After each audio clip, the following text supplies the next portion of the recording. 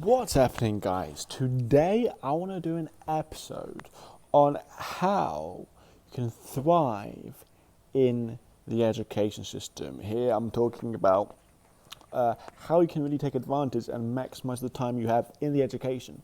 Same with lower level education, kind of, you mean going through the ranks of all the different years in the high level education, more kind of like at university, you have a lot more freedom, a completely different skill set to get through that. I'll be talking about that, and hopefully this can be a roadmap of what to have if you have like a child or someone with dyslexia facing these, that you can kind of like show them this and help them, or you're facing them yourself going through some sort of education journey on this. I really feel it'll be really helpful for you. So anyway, guys, hope you enjoy today's episode.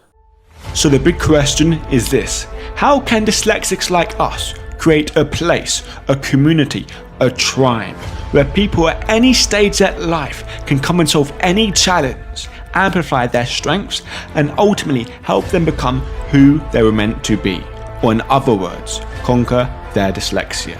That is the question, and this show is the answer. My name's Theo Goff, and welcome to the Conquering Dyslexia podcast. What's happening, guys? So how can you thrive in school as a dyslexic? That's what I want to be talking about today, and getting in detail. Right now I'm still in school in my Thai school, helping teaching people English. So I'm outside, people walking around, there might be a few bugs and stuff, but basically a lot of big things been going through my mind, and like my memory keeps on taking me back to interviewing this person called Colt Hager. He's a 10-year-old kid who's dyslexic, and I spoke to him for a little while before I saw that they had this Instagram account. I thought, okay, this is quite sweet, this is quite cool, and I got to speak to him about his experience. And what really, truly blew me away was his mindset. Around his dyslexia, or his so-called disability. His mindset about school. His mindset about how to face all the challenges and how to approach them. Now, what I was expecting is that he had an amazing mum. He had an amazing mum, and don't get me wrong, that is so critical when you're a young kid, to have amazing parents around you, giving you support, giving you belief, giving you all these things. But basically, I kind of expected him to say what his mum wanted him to say. You know what I mean? Say, oh, it's great, it's a gift, you may have these strengths, it's something, you know what I mean, that I should like, and all these things, but he didn't say that. What he said was, it's hard. Yes, it's hard. Yes, people have bullied me. Yes, people have treated me badly. But he said this does not make him believe less of himself, and does not make him try any less. Doesn't let him put any less belief in himself. It doesn't make him put any less effort in learning things he wants to learn.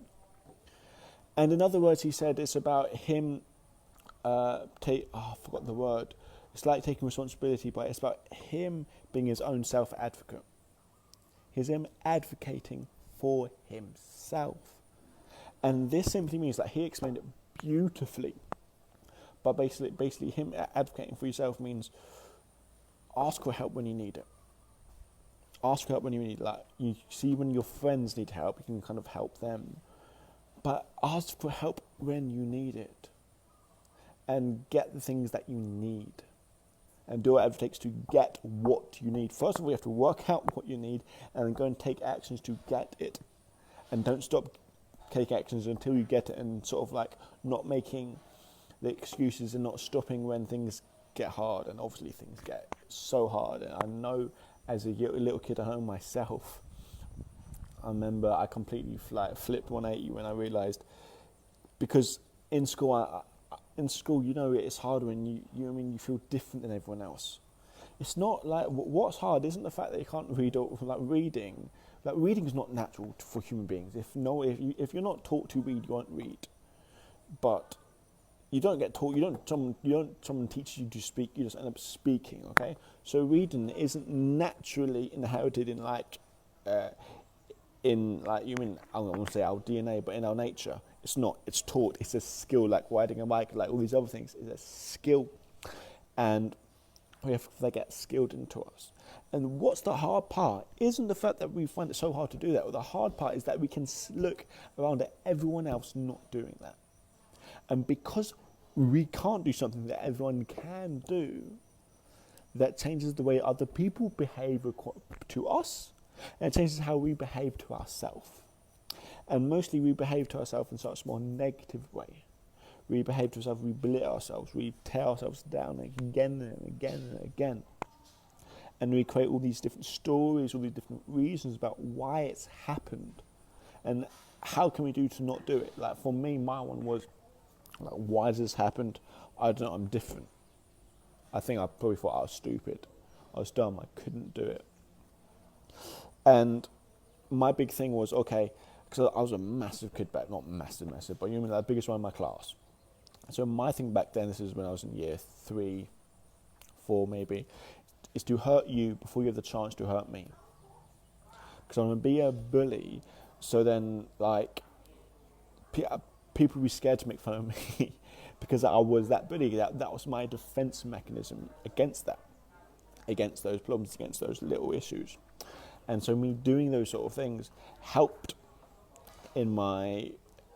helped to not get hurt, helped as a defense mechanism. But of course I was hurting loads and loads in time inside. I remember like kicking all my friends out and just saying I have no friends, because I don't know why. I guess I just didn't want to. But I remember just being sad every single day because I had no clue what was going on in school. No clue at all. I remember being sent out of class one time, not knowing why. I touched some book. I thought it was good for me to touch books, even though I had no idea what was inside them. I touched some book. I got sent outside the class, and I was just so miserable. I remember sitting down one time and crying to myself. I remember it was outside. There's like lunch hall. There's like loads of lunch boxes everywhere. And I was sitting down so angry after I kicked a few lunch boxes everywhere, and I was crying. And I literally said to myself out loud, I don't understand people. I don't understand the world. I just don't. I don't understand why people do certain things, why people treat me like this. Why does this happen? Why does that happen? And what was really annoying to me, I remember, like, you probably can relate to this if you're dyslexic, like, things would happen, like, I'd understand one way of doing things. Okay, this is how you spell this word. Learn it. Work really hard learning it. I thought I've learned it. And then a couple of weeks later, I spell the word the same way that I know it's taught, and someone else says to me, no, that's the wrong way of spelling it. And I'm just like, what? No, it's not. It's the right way of spelling it. It's this way of spelling. And they go, no, it's this way. I go, no, you're wrong. I got confident, and someone else can correct that. I'll be like, oh, yeah, or I can say what I think's happened, or what I think I've done, or where I think I've hit something. But yeah, I don't have total confidence in myself, because I know so many times in the past I thought I was right and I was wrong. And so anyway, it's going to be a story time about all things finding hard. But anyways, guys, I know we can relate to this, and these things can break us down a lot when we're young, going through school. But what we have to remember and tell ourselves again and again and again is to not let dyslexia stop us. It's not let different stop us, that we are capable of doing incredible things, that we are smart, that we can do this. That these things here, these problems, these people making fun of us, these people making these jokes will not define us. Will not define our abilities. Just because I'm bad at this class, because I'm bad at English, will not define our abilities. And who we are and what we can and what we're capable of. And what we can do, like, moving forward from that. And as a little kid, I didn't have these beliefs at all. Like, none of these. But this 10-year-old kid did.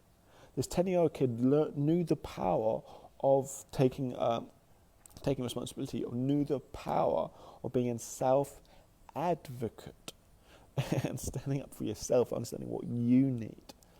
And how this is done is believing in yourself and going out there and doing it. Going out there and being left to your own resources, not having a person there next to you telling you what you need, not having a person there next to you like looking at all your needs, oh, you want this, you want this, you want this. No, it's you there, being in a classroom, right, having a lot of extra help, but yet learning how to communicate to your teacher, yet learning how to communicate to the outside world what your needs are. This ain't easy. This is stressful, especially when we consider the social impact of how everyone else thinks about us. Because what takes a toll, especially when we get older, like 10, 11, 12, into that double digits, we start caring less upon what the teacher thinks of us and more what the people around us think of us, what our friends, our peers. And we would do almost anything to not jeopardize that. But I'm saying, how can we actually make a way moving forward with dealing with not understanding the classroom, wanting extra help, is taking time, talking to the teacher yourself, stepping up and talking to the teacher yourself, saying, this is how I feel, this is what I need. Can you help me? And blah, blah, blah, blah. And here's all the ways you can help me. And it's just taking that approach. And now here's the thing.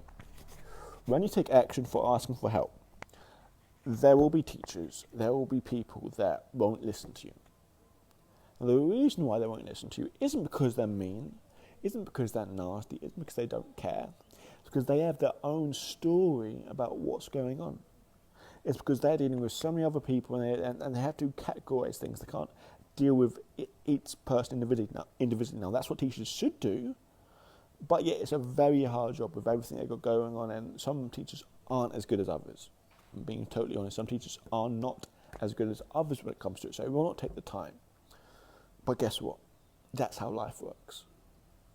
Some people will listen to you and take time for you, some people won't.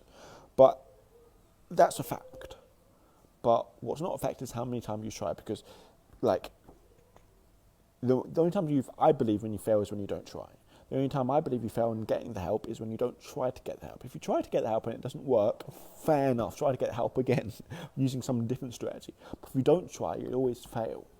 You always fail to get the help, always fail to get the support. Because the main thing that I say is that keep trying. Why? Because it builds that muscle of trying. It builds that muscle of working to get what you want, working to get what you need. Now, whose fault is it if you don't get it after the first, second or third time trying? It's not the schools, it's not the world, it's not the system, it's your approach. Now, I'm not saying this like, oh, it's your fault you're not getting the help, but I'm saying this as you've got to take responsibility and really realising the only person that can change the results is you. You've got to go out and find the help. I was saying that changed my life completely. I say this over and over and over again, but it's so relevant. It's not what you have that counts. It's what you do with what you have that counts. I had all the help in the world for 8 years of my life. Didn't improve nearly as much when I had zero of the help, because I did more of what I had. So anyway, guys, here's the strategies. I know I talk to you a lot because I really feel it would help you. If you're a kid, you've been going through school now, this is the same for lower or higher education. Firstly, you have to believe in yourself. Believe that you can do anything, because the fact is you can.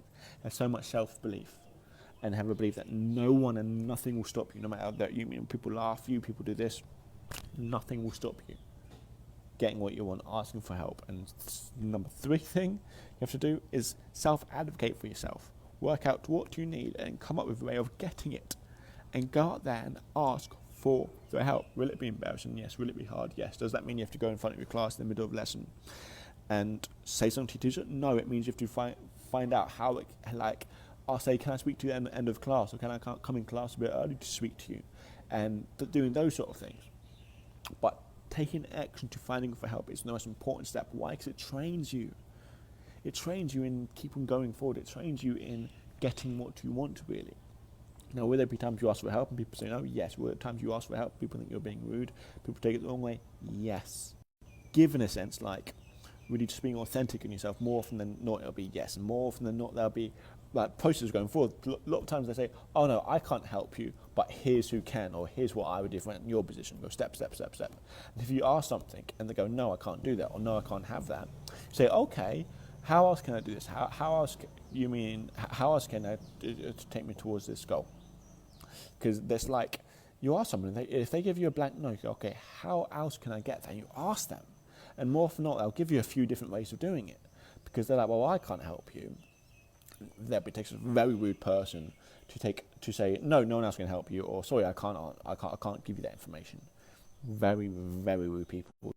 And I've only had that done to me a very few times where people just don't care.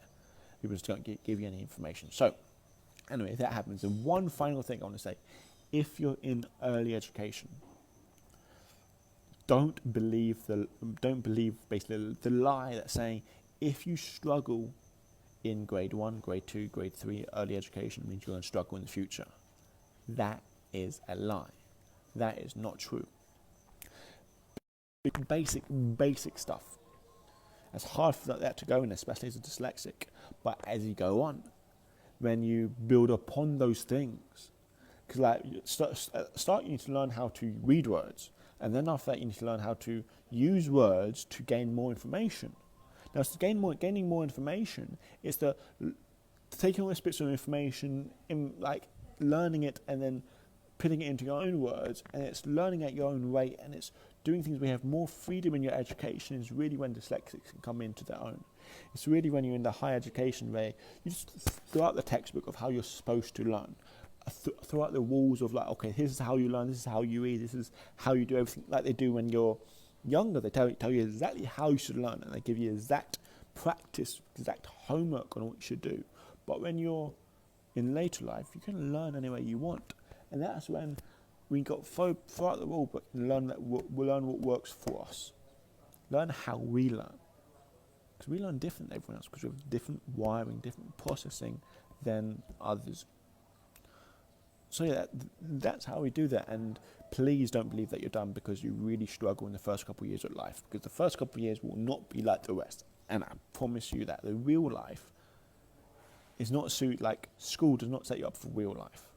And dyslexics, we're not good at school, but we are a lot good for real life, because that's the way we think, that's the way we operate. Anyway, guys, I hope you enjoyed today's episode. I'll see you all again soon. Bye.